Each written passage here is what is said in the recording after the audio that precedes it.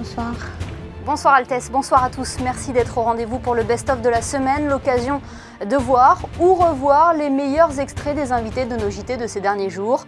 Nous avons notamment accueilli sur notre antenne son Altesse Sérénissime, la princesse Stéphanie, qui a été notre invitée pour la journée mondiale du cirque. Il a également été question des résultats du premier tour de l'élection présidentielle en France. Nous nous sommes intéressés à la situation sanitaire actuelle avec l'épidémie de Covid-19, du sport, avec l'excellent début de saison de Charles Leclerc en Formule 1 et le Rolex Monte Carlo Masters. Sans plus attendre, voici le best-of de la semaine. Il est monté par Sébastien Mésadri. Parce que j'ai grandi dans le cirque, je pense, de la bonne manière. C'est-à-dire que j'ai vu de suite, grâce à mon père, les valeurs qui sont propres au cirque. Et qui sont des valeurs qu'il m'a inculquées et qui sont des valeurs de vie qui me correspondent et que j'ai envie de voir. Le cirque, justement, vous avez dit, c'est un spectacle vivant qui ne triche pas, quoi. C'est du direct permanent et les gens vont au bout d'eux-mêmes pour donner du rêve et du bonheur aux gens. Il y a des étoiles dans les yeux aux gens.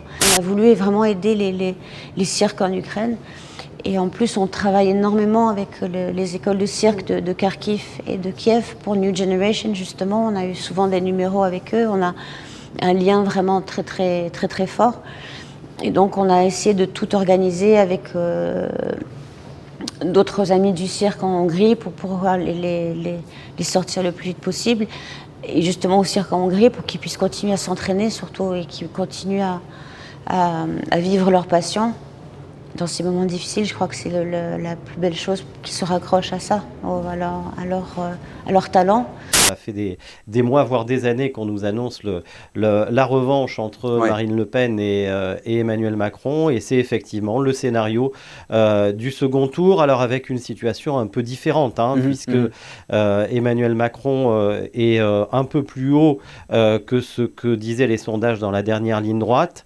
Marine Le Pen obtient un score important aussi. Et la configuration est en tout cas très différente d'il y a 5 ans. Emmanuel Macron n'est plus le petit nouveau qu'il était en 2017. Marine Le Pen, on l'a vu, c'est en quelque sorte dédiabolisée. Son image a été tout fait pour ça, lissée et elle apparaît plus apaisée. Donc c'est un match qui, avec les mêmes acteurs, mais qui ne se présente pas de la même manière. Dans le score très très faible de Valérie Pécresse et des Républicains, d'Anne Hidalgo et du Parti Socialiste aussi, c'est l'effondrement total des partis traditionnels. Imaginez, il y a 10 ans, en 2012, le PS et les Républicains totalisaient 56% des suffrages au premier tour. Aujourd'hui, ils dépassent à peine 6%. Et là aussi, la configuration est totalement différente et on n'imagine pas un score conforme à celui de 2017. Emmanuel Macron avait obtenu 66%. Aujourd'hui, les sondages lui donnent entre 51 et 54%. Donc on voit que le match va être extrêmement serré avec beaucoup de paramètres et notamment les interrogations et les incertitudes sur les reports de voix des électeurs qui ont choisi Jean-Luc Mélenchon. Et ils sont nombreux. La vie économique, en tout cas pour nous les hôteliers, est rythmée par un certain nombre de grands événements. Et le premier grand événement de la saison, effectivement, c'est le Tennis Master de chaque année, qui a lieu au mois d'avril, mi-avril. Cette année, évidemment, il se cumule avec ce week-end de Pâques, mais les réservations sont bien rentrées et nous allons presque remplir la maison. Cela dit, ce qui est assez intéressant, c'est alors que le contexte tragique qui nous entoure, évidemment, un certain nombre d'origines géographiques ne viennent plus en principauté, mais par contre, les réservations rentrent bien mieux que les 2-3 années précédentes. Et je suis de naturel très optimiste, tout en restant réaliste, nous pensons effectivement que la saison va être une belle saison 2022 en principauté. Donc oui, on peut espérer aller vers le mieux. Par contre, il faut être assez vigilant et encore une fois, ces 2 derniers nous l'ont appris. On n'est pas à l'abri d'une résurgence, encore une fois, d'un nouveau variant. C'est ce qui s'est passé en janvier avec Omicron et le BA2, sa variante un petit peu plus tard dans l'année. Et aujourd'hui, finalement, rien ne nous permet de dire que c'était le dernier variant et que on peut aller sereinement vers l'été. Donc, il faut rester vigilant, faire attention au taux de positivité, au taux d'occupation des lits et encore une fois continuer cette vaccination. Ici, c'est vrai que en Europe, la très grande majorité de la population est vaccinée, donc apporte aussi un sentiment de moins de vulnérabilité et de se sentir à l'abri finalement. Donc on se dit, on est vacciné. Aujourd'hui, il y a des médicaments aussi qui sont sur le marché. C'est aussi une excellente nouvelle. Et on est un peu dans cette phase où la pandémie va devenir endémique, c'est-à-dire qu'il va falloir vraiment cohabiter avec le virus. Et c'est vrai que ces nouvelles armes pharmaceutiques, que ce soit le vaccin ou les traitements, nous permet d'avancer un petit peu plus sereinement. Tout va bien tant que ça arrive aux autres et que finalement on se sent protégé. La problématique, c'est qu'encore une fois, ce taux de transmission est tellement important et beaucoup plus transmissible que les premières variations que finalement, on ne peut plus se cacher derrière une statistique. Et finalement, quand on se retrouve en réanimation, la statistique, elle devient caduque, c'est à nous. Et malheureusement, ça n'arrive pas qu'aux autres. Mais vraiment, pour tout un chacun, la première chose, ça va être de marcher. De marcher sur un sol, pas forcément uniquement en ville, aussi un petit peu un sol irrégulier, aussi voir peut-être un petit peu de montée, un petit peu d'escalier, un petit peu de montagne, pour pouvoir commencer à réenclencher la machine, parce que la marche, ça va vous faire travailler le cardio, les muscles de vos jambes, les muscles de vos fesses, vos abdos et même les muscles des bras. Pour quelqu'un qui reprend, je dirais, ça serait bien de commencer par faire 3 fois 15 minutes par semaine et après progressivement on peut aller jusqu'à 6 fois par semaine pour quelqu'un qui est entraîné, 6 fois 1 heure pour quelqu'un de vraiment entraîné, mais de trouver en fait qu'est-ce qu'on va pouvoir garder dans le temps, donc de pas forcément se lancer sur 1 heure intensive le lundi, 1 heure intensive le mardi, pareil le vendredi, et puis abandonner au bout de 10 jours ou 15 jours.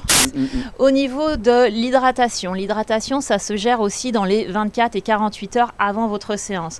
Donc ça va être de consommer des aliments qui ont beaucoup d'eau à l'intérieur, des fruits, des légumes, idéalement crus, et que quand vous buvez de l'eau, d'ajouter toujours quelque chose dans votre eau, sinon le corps va l'éliminer tout de suite. Si vous rajoutez un petit peu de citron, un petit peu de menthe, de gingembre ou quelque chose, ça va donner de l'information à l'eau. Et votre corps va pouvoir s'hydrater. Donc je vais essayer de mettre le point sur respirer par le nez. Observez dans la journée, est-ce que vous respirez par le nez ou est-ce que vous respirez par la bouche? Si vous constatez que vous respirez par la bouche, essayez de vous pousser à respirer par le nez. Une autre chose, ça va être aussi d'essayer d'arrêter les tablettes, les télévisions, les choses comme ça le soir pour reposer vos yeux et mieux dormir. Et aussi parce que vos yeux ont besoin de bouger d'une autre façon que forcément en face. Et puis après, ça va être une chose générale, c'est-à-dire que l'hygiène de vie, ça va être aussi de toute façon vos pensées. Est-ce que vos pensées sont positives? Et si vous voulez, le sport, le yoga, l'alimentation, votre sommeil et votre mental, c'est un petit peu comme un tout. Et en travaillant sur chaque petit point, vous allez arriver à une synergie qui va être fantastique. Ici, c'est quand même, on va dire, le plus beau tournoi du monde avec cette vue. Tout le monde le dit depuis bien longtemps. C'est vrai qu'avec cette pandémie, eh bien, on avait oublié comme c'était beau la mer, mais surtout avec des tribunes pleines, ça fait du bien. Et il a fait un temps quand même super pour ce mois d'avril, donc on profite de ce site exceptionnel. Il a une place très importante, parce que d'ailleurs, c'est un Master 1000, donc ça fait partie des plus gros tournois du circuit ATP, juste en dessous des Grands Chelems. Et surtout, c'est le premier Master 1000 sur terre battue. Donc les joueurs arrivent de la tournée américaine, ils ont joué sur dur, et c'est là où ils arrivent à se mesurer, à savoir ce qu'il y a à régler sur la préparation de terre battue en vue de Roland-Garros. On a l'impression que rien ne va le perturber et qu'il gère très bien les échecs. Et je pense que d'être un bon joueur de tennis, c'est bien gérer les échecs. Oui, il y a pas mal d'attentes, pas mal de pression quand on pratique le sport de haut niveau. On a vu la détresse de Naomi Osaka, la retraite surprise aussi de la numéro 1 mondiale, Ashleigh Barty, à 25 ans. Est-ce que cela ne pose pas une vraie question sur la santé mentale des sportifs, Camille ?